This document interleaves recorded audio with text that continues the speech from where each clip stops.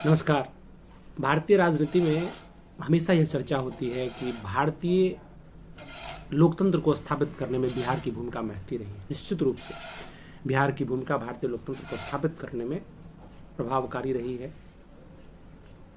और अभी जब आप बिहार से कहीं बाहर भी जाते हैं तो ये चर्चा बड़ा आम सरेआम होती है कि बिहार के लोगों की राजनीतिक चेतना बड़ी समृद्धशाली है।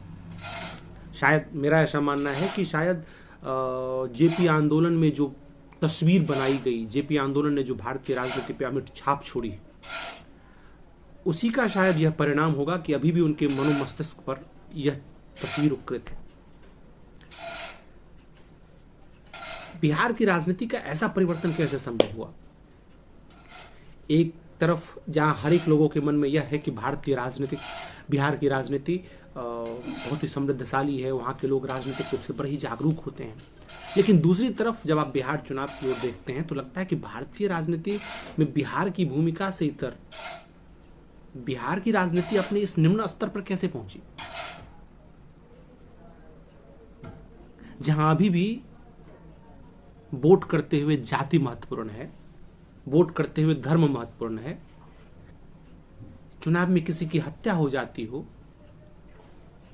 वो राजनीतिक अपरिपक्वता नहीं है तो और क्या है? मैं राजनीतिक समृद्धशाली इसे इसलिए नहीं मानता हूं, बिहार को इसलिए नहीं मानता हूं क्योंकि मुझे लगता है कि राजनीतिक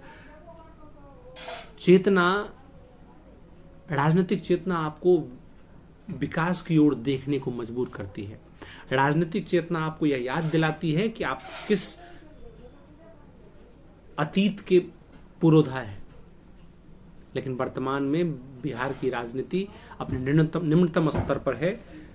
बिहार के लोगों की राजनीतिक चेतना और परिपक्वता के शिखर पर है, जहां इस बात पे चर्चा होती हो कि कौन जीतेगा और इस बात पे चर्चा न होती हो कि कौन जीतना चाहिए, वहां यह सोच पनपेगी कि जहां राजनीतिक दलों के बहकावे में आकर लोग एक दूसरे को मारने पर तत्पर हों, एक दूसरे से लड़ाई कर लेते हों, अपने सामाजिक सौहार्द को भंग कर लेते हों, यह राजनीतिक अपरिपक्वता मात्र की निशानी है। सोचिएगा।